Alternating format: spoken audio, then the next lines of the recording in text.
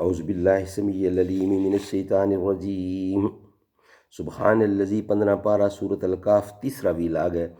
سورۃ الکاف کا 18واں نمبر ہے۔ اس کی ڈیٹیل یعنی تشریح ہم بیان کر رہے ہیں آپ کے سامنے۔ سورۃ کاف مکہ میں اتری اور اس کی 110 آیتیں ہیں اور 12 رکوع ہیں۔ شروع اللہ کے نام سے جو بے حد مہربان اور نہایت رحم والا ہے۔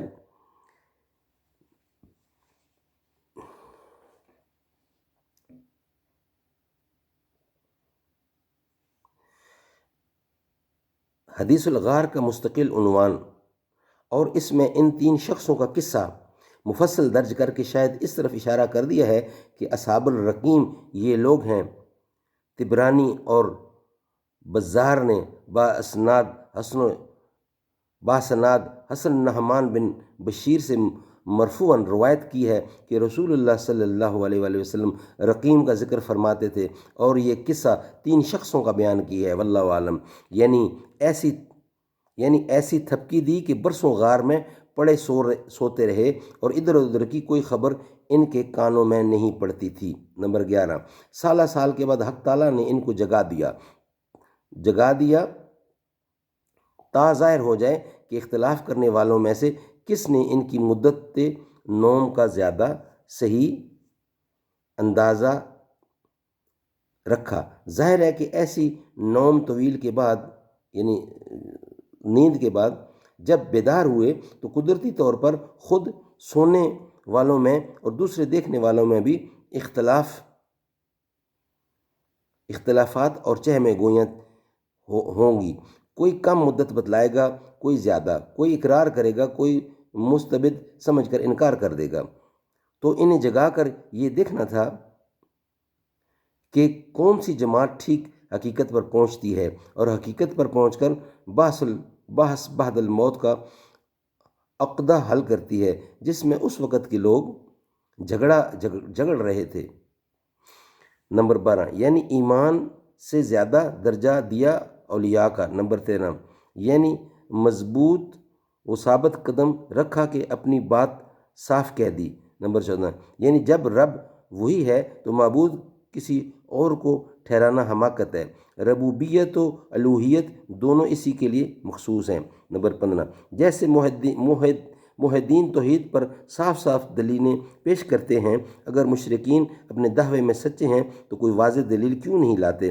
لائیں کہاں سے جھوٹ کے پاؤں نہیں ہوتے، اس سے بڑا جھوٹ کیا ہوگا کہ خدا کے شریک ٹھہراتے ہیں۔ نمبر 16، جب مشرکین کے دین سے ہم علیحدہ ہیں تو ظاہری طور پر بھی ان سے علیحدہ رہنا چاہیے، اور جب ان کے باطل معبودوں سے کنارہ کیا تو ہر طرف سے ٹوٹ کر تنہا اپنے معبودوں کی طرف جھکنا اور اس سے رحمت و تلطف امیدوار رہنا چاہیے۔ آپس میں یہ مشورہ کر کے پہاڑ کی کھو میں جا بیٹھے، یعنی خدا تعالیٰ نے اپنی قدرت کاملہ سے انہیں ایسے ٹھکانے کی طرف رہنمائی کی جہاں مامون و مطمئن ہو کر آرام کرتے رہے، نہ جگہ کی تنگی سے جی گھٹے اور نہ کسی وقت دھوپ ستائے۔ غار اندر سے کشادہ اور ہوادار تھا، اور جیسا کہ ابن کثیر نے لکھا ہے کہ شمال رویہ ہونے کی وجہ سے ایسی وضع و حیت سے پر واقع تھا جس میں دھوپ بقدر ضرورت پہنچتی اور بدون ایجاد دیے نکل جاتی تھی۔ نمبر 18، یعنی بعض ظاہری و باطنی رہنمائی سب اسی کے قبضے میں ہے۔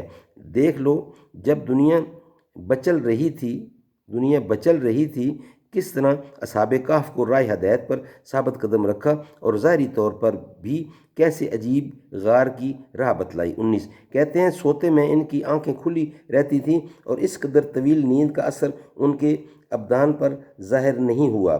اس سے کوئی دیکھے تو سمجھے جاگتے ہیں، اور حق تعالیٰ نے ان لوگوں میں شان و حیت و جلال اور اس مکان میں دہشت رکھی تاکہ لوگ تماشا نہ بنائیں کہ وہ بے آرام ہوں۔ ان کے ساتھ ایک کتا بھی لگ گیا تھا، اس پر بھی صحبت کا کچھ اثر پہنچا اور صدیوں تک زندہ رہ گیا۔ اگرچہ کتا رکھنا برا ہے لیکن لاکھ بروں میں ایک بھلا بھی۔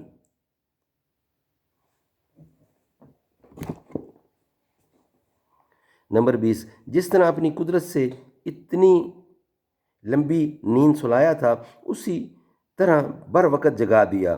اٹھے تو آپس میں مذاکرہ کرنے لگے کہ ہم کتنی دیر سوئے ہوں گے۔ بعض نے کہا 1 دن، ایک نے کہا آدھا دن، یعنی بہت کم۔ دوسرے بولے کہ اس بے فائدہ بحث میں پڑھنے سے کیا فائدہ، یہ تو خدا ہی کے علم میں ہے کہ ہم کتنی مدت سوئے۔ اب تم اپنا کام کرو۔ ایک آدمی کو یہ روپیہ دے کر شہر بھیجو کہ وہ کسی دکان سے حلال اور ستھرا کھانا دیکھ کر خرید لائے۔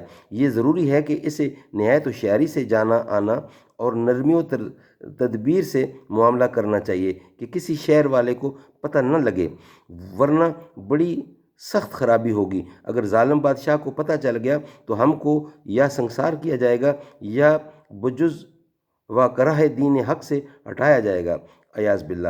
ایسا ہوا تو جو اعلیٰ کامیابی و فلاح ہم چاہتے ہیں وہ کبھی حاصل نہ ہو سکے گی، کیونکہ دین حق سے پھر جانا گو بجز و اکراہ والعزم مومنین کا کام نہیں ہو سکتا۔ تنبیہ: میرے نزدیک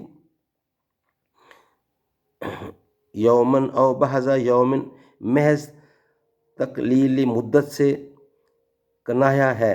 نیند سے اٹھ کر اتنی طویل مدت بھی ان کو قلیل محسوس ہوئی۔ سچ ہے مردہ اور سوتا برابر ہے۔